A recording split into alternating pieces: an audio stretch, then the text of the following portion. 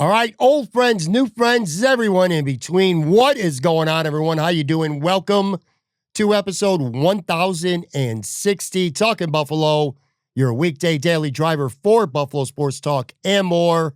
My name is Patrick Moran. Thank you very much to everyone out there, as always, for listening to the show, for watching, however you consume Talking Buffalo.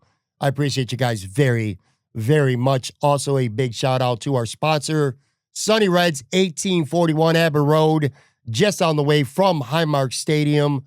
Great food, great drinks, great vibes. Love that spot. And they got a brand new outdoor patio bar that's going to be ready to go within the next week or two. Cannot wait to spend some of my summer weekend afternoons on the patio, sipping out a pint, having some wings, shooting the shit with my friends. It's going to be a great time over there at Sunny Reds. All right, I hope you guys had or are enjoying your Memorial Day weekend. Monday, if you're off, if you're lucky enough to have off on Monday, hopefully you're enjoying this day as well. No Sunday night live taping like I usually do here for this Monday podcast with Joe from Queens. He's on a family vacation like a lot of other people are, camping, vacations, whatever it may be on this holiday weekend. Joe and his family are off, I believe, like Portland, Maine. A couple other spots they stopped as well. So when you see him on the show next week, make sure you give him plenty of shit for missing this show. No, I'm just kidding. But he will be back, of course, next week. So hopefully Joe's enjoying family time, family vacation. And like I said, hopefully whatever you guys are up to this weekend, that you enjoyed it as well. Not going to be a long episode at all today. As a matter of fact, I strongly contemplated not even having an episode today, being that it was a holiday. Most people are not in the office or not driving to or from work on Monday, or maybe not going to the gym. A lot of the places and times where people generally would listen to the show. So I considered not even doing one and just taking the day off myself. But I decided not to. It's very important to me that if I'm physically able to do it, that I am as consistent and loyal to everybody who enjoys this show as humanly possible. It's a Monday through Friday show, so barring, some unforeseen things happening, I will be here giving you a podcast every Monday through Friday with some occasional bonus episodes as well.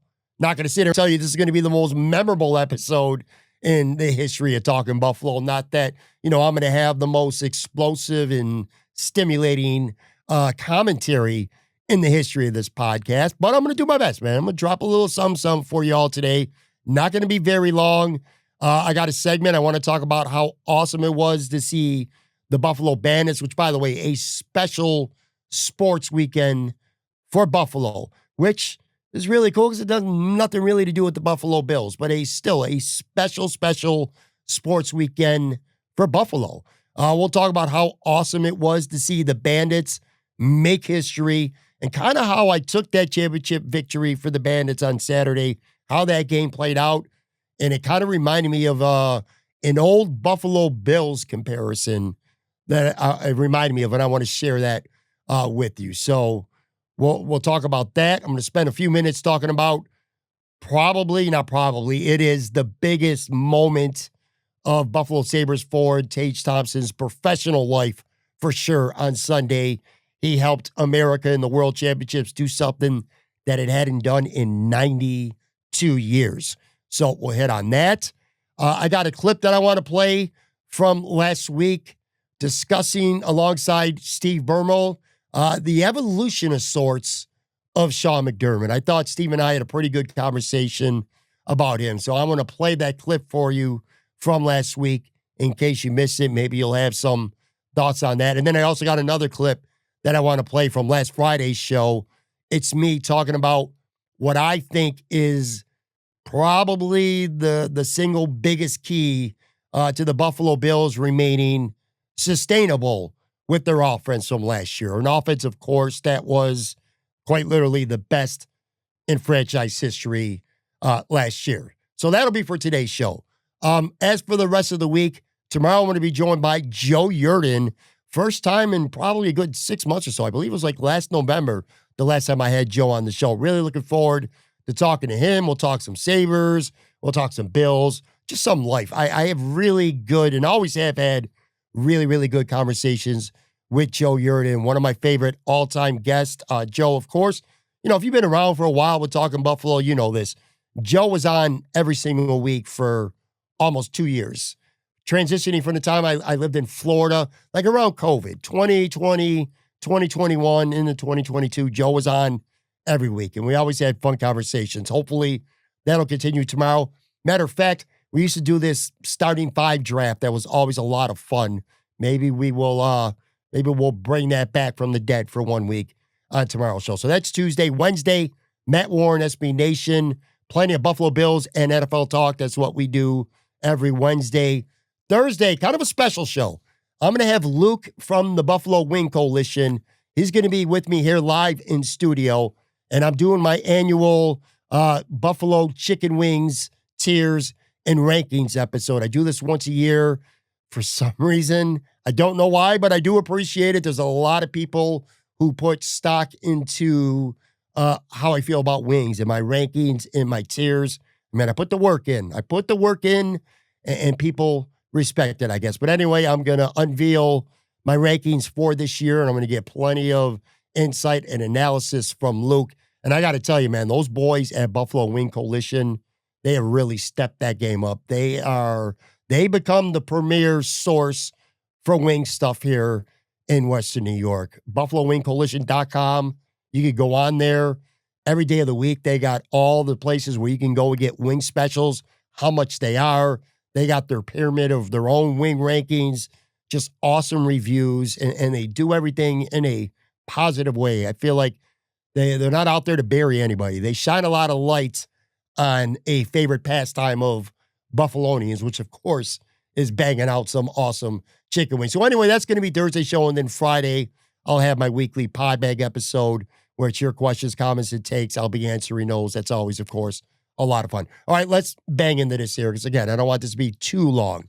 Buffalo Bandits. They beat Saskatchewan on Saturday afternoon.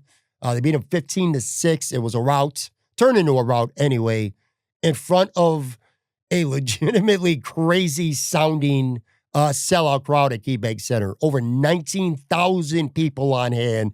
They sold that out. Those ticket prices, I saw a lot of people talking about how the ticket prices for that game were kind of expensive. Didn't matter. Bandits fans, as they always do, they showed up. They showed out. They were definitely a factor in that game to lift Buffalo. The Bandits win their third NLL title in a row. So a three-peat now complete. And this is the seventh in the franchise's very storied history. Just absolutely amazing. I'll tell you this too, real quick, before I get into the game. I'm a front runner. I'm a bandwagon hopper when it comes to the Bandits, and I'm not proud of it, but I've been pretty open about it throughout the entire history of the show. I have chastised myself and plenty of other people in the Buffalo sports media because I think collectively we all, and I'm including myself, do a really shitty job of covering the Buffalo Bandits. I think it's terrible. I think it's sad. I think it's awful that the Buffalo News and WGR, The Athletic, you name it, Talking Buffalo, anything related to Buffalo, that we do not do a better, more comprehensive job of covering the Bandits until it's playoff time. Shame on all of us. But anyway, my whole point was this. It is a playoffs. It was a championship game. So, man, I was in front runner bandwagon mode. I was pumped on Saturday. So me and my cousin, shout out my cousin Fudge, man. We went to Riverworks early in the day on Saturday. We went to it was like a everything Buffalo, kind of like a festival inside Riverworks, whatever you want to call it. Tons and tons and tons of vendors, local vendors, selling merch, candles, food, you name it. Merchandise, which I ended up buying some stuff anyway. So we started out there, go to Resurgence for a beer. Was contemplating anyway, going to party in the plaza. But honestly, the weather sucked. It was windy and miserable, cold for, a late May day. Long story short, we ended up going back to my house and watching the game. And I'm glad I did, because I'll tell you, I was in from the opening face-off to the last face-off. That might be the most intense and all in I've ever been in my life for a lacrosse game. And man, if that's the case, what a game to pick, because it was a great game. It really, truly was. Not in the first half. I mean, it was close. Again, nail biter, 7-6. But bam, bam, bam, bam. The Bandits come on in the second half. They just blew shit up. They quite literally pitched a shutout in the second half. They scored 6 straight in the third quarter, blew it wide open, and they turned the fourth quarter into basically a long party. It was a long party. So cool. More on that in a second, too. I said I had a comparison that I want to tell you guys. But for me, the play, and hopefully there's some Bandits fans who are watching this episode right now, because you'll know what I'm talking about if you watch the game. That Chase Frazier goal where he went behind the back one-handed goal, that put him up 8-6. The crowd went bananas, and the team completely fed off that energy. And I also think Saskatchewan was shook after that play because the Bandits just poured it on from there. As is the case when teams win championships, often anyway, the Stars played like stars. You know, I say that, let me say that again. The Stars played like stars. That has been like my motto. Like in the playoffs every year when the Chiefs have been beating the Bills, I keep saying that. Josh Allen and Pat Mahomes, you could call them a draw because they both do their thing. The difference in the playoffs between the Chiefs and the Bills the last few years has been the other guys. The Stars step up. They play like stars. The Bills' secondary, non-Josh Allen star players don't quite play up to that. That's just the way it's been. That's a reality. Anyway, with the Bandits, their stars came out. They played like stars. Josh Byrne, Dane Smith, they combined for 7 goals. And that goalie, Matt Vince, holy shit, man, was he a wall. 42 saves, including all the shots Saskatchewan put together, Saskatchewan, in the second half. And I saw a stat, I had no idea about this. It's just ridiculous. This isn't even Matt Vince's first three-peat in the NLL. He also did it with Rochester. He won 3 in a row with Rochester previously. I mean, that dude, man, I guess, again, I'm not a big lacrosse guy, but I feel like when you write the history of this league, that goalie, Matt Vince, he's got to be a pretty big part of that. 6 titles, 2 three-peats with 2 different teams. It's amazing, man. I feel great and happy, so happy for the true blue, diehard Bandit fans. I'm not talking about the fans like me, although it's cool, man. It's cool. It's cool to get involved, and it's better late than never, right? But for us, it's cool. But for the fans that are rocking with this team from week 1, whenever they start, what do they start? December, January, year after year, they rock with this team. They sell out that arena, or they at least pack that arena. Sometimes they travel with the team. You go around, you walk around the city of Buffalo on a Bandits game day, and it's a sea of black and orange and white. It's awesome to see. For those fans to get to experience that pure, unadulterated joy, I just feel so good for them. I really do.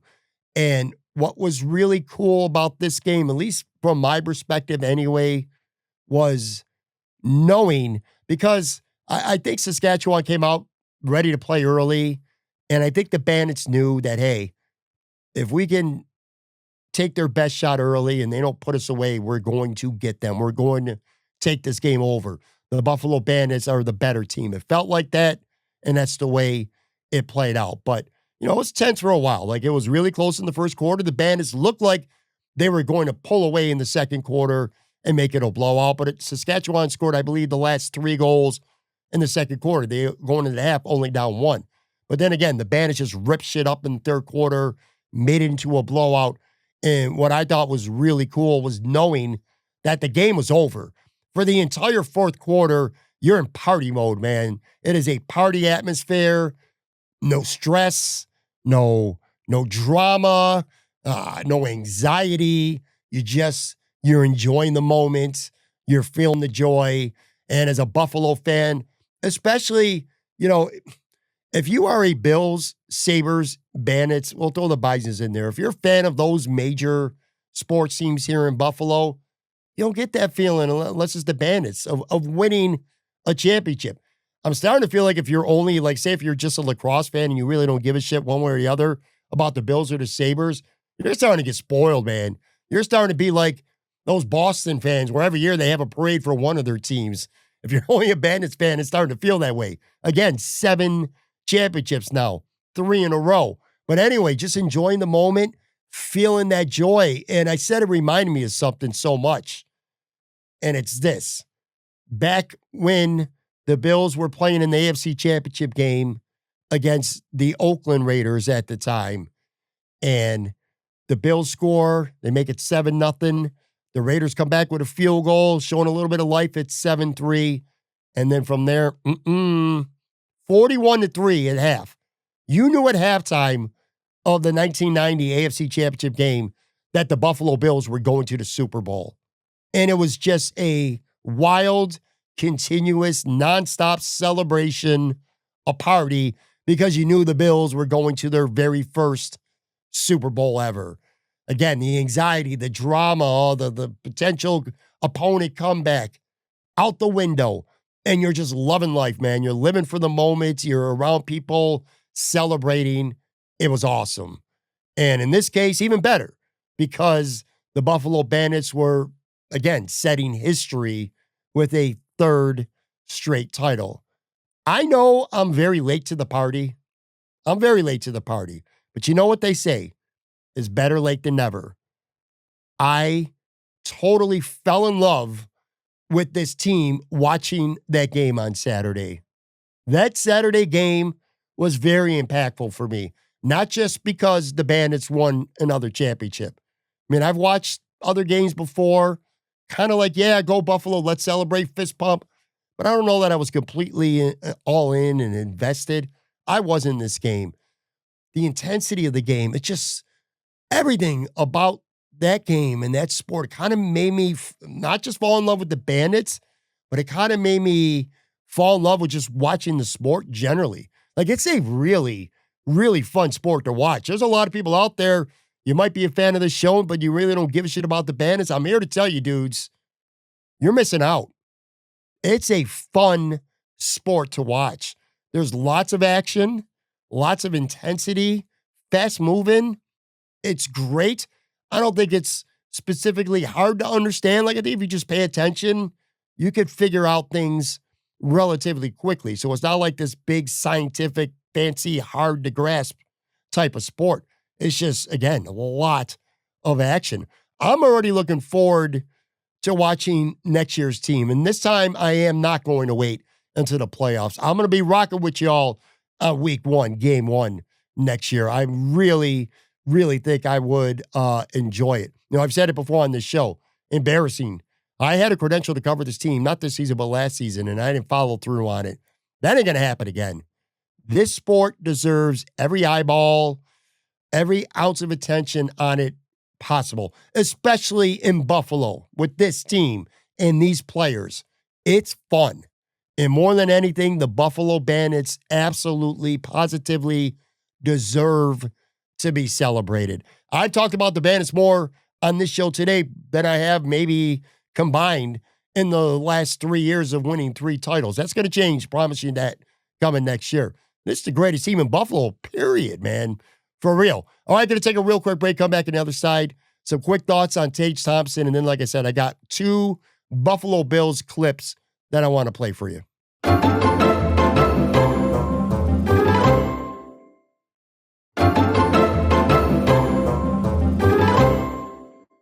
All right, I'm back here again. Memorial Day Monday edition of Talking Buffalo. Joe Yurden will be with me tomorrow. Matt Warren on Wednesday. Tage Thompson. What about Tage Thompson, folks? What a moment for him on Sunday, scoring the game-winning goal for the United States in overtime against Switzerland out there in Stockholm, Sweden, to give the USA their first World Championship gold medal win in literally 92 years. 92 years the U.S. has not won in the Worlds until Sunday. And it was Tage Thompson scoring the dramatic game-winning overtime winner. There should be a call, folks, for a national crime investigation if Tage Thompson is somehow left off the U.S. Olympic team next year. I mean, that would be the ultimate bullshit, all right? That would be insanity. Moronic, idiotic, stupid. He should have already been a lock to be on the team to begin with. Like, it was ridiculous that he wasn't on, other than a reserve role, Team USA for the Four Nations face-off, which that tournament was awesome. So he should have already been a lock to begin with before this tournament. But if he wasn't, he is now. He better be now. Like, he didn't just write down his name on that roster like in black permanent Sharpie marker. Like, he opened up an entire can of spray paint on that roster. There's no way he's not playing on that team in the Olympics next year. Better not be anyway. He had 6 goals for U.S., 3 assists in the tourney. This has to be the highlight of his career so far. Has to be. And one of the bigger, if not the biggest, professional moment of his whole life. And I am truly happy for him. I kind of feel like that's the theme of this episode here on Memorial Day. Happiness for teams and for players. I'm so happy for the Bandits. I'm so happy for so many of those players. Right now, I'm very, very happy for a guy like Tage Thompson. You know, I've said it on this podcast many times. One thing that I hate, as much as I hate anything about the Buffalo Sabres being a disaster, and there's so many things I hate about the Buffalo Sabres and this disaster of an organization. If you're not new to this show, surely you already know that. So I hate a lot of things, but maybe there's nothing more that I hate than the fact that great, truly great players like Tage Thompson and like Rasmus Dahlin, and you know what? Hell, I'll throw Alex Tuck in there as well. Those guys rarely ever get a chance to be truly happy professionally on the Buffalo Sabres. Hopefully they're very happy in their personal lives. Hopefully they still enjoy being Buffalo Sabres, but you get what I'm saying. All the losing, all the meaningless games, especially when you get to spring and you're just playing the string out year after year after year. That's why, like when you see Rasmus Dahlin playing in the Four Nations, or you see Tage Thompson rocking it out right now with Team US in the Worlds, it's so much more prideful for them. I just feel good for them. I know that they're enjoying it. They're playing competitive, meaningful hockey, something they do not get a chance to do often, if at all, in this rancid organization called the Buffalo Sabres right now. Their skills, their accomplishments, they just don't mean shit in Buffalo. I'm sorry, but they don't. At least not to this point. Maybe the Sabres will turn it around. Maybe they'll turn it around while these guys are still great players, okay? Because right now, Tage Thompson's a great player. Rasmus Dahlin's a great player. Alex Tuck is a great player. But it don't mean shit, okay? It doesn't mean shit, and they're rotting away on a team that's just rotting away precious years from their best players, their star players, deserving players from their career. But anyway, that shit aside with the Sabres, major, major, major congratulations to Tage Thompson, to Team USA.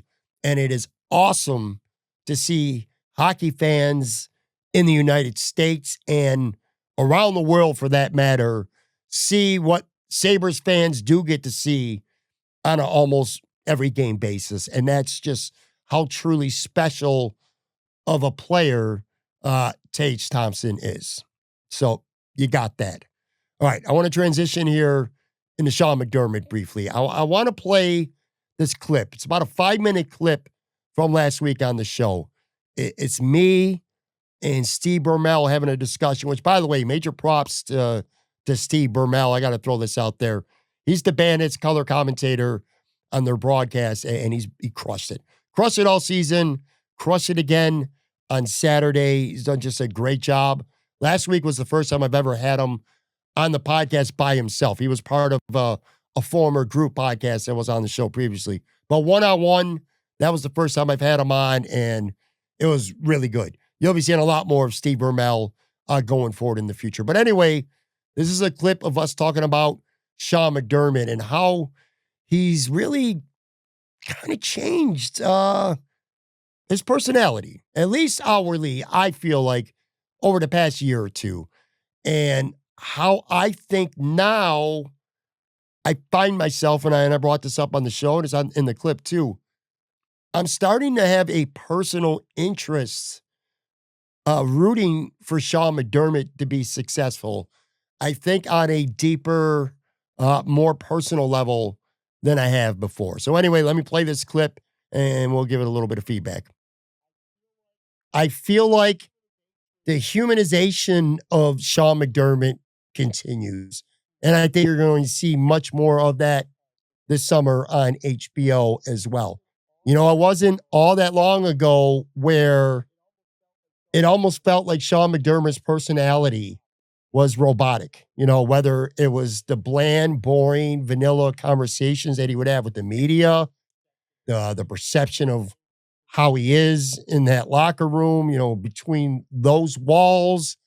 Of course, the Tyler Dunn series, which really, by and large, portrayed him as a person who, you know, not the most personable head coach to a lot of players, a lot of former coaches, and stuff like that. Not to say that he wasn't a good coach, but you know what I mean? A lot of personality deficiencies in him. And I feel like since that series dropped, he's really made a concerted effort, and I think a pretty successful one, to kind of show a more human side. Like just recently, he did a 45-minute podcast with Sal Capaccio and Matt Bove. I'm telling you, he ain't doing that shit 2 years ago. I promise you, he ain't doing that shit 2 years ago. Things like that. I feel like he's been a little more open with the media. I feel like he's been a little more colorful at times. I think he's been a little more honest with his assessments in things, whether it's going good or whether it's going bad.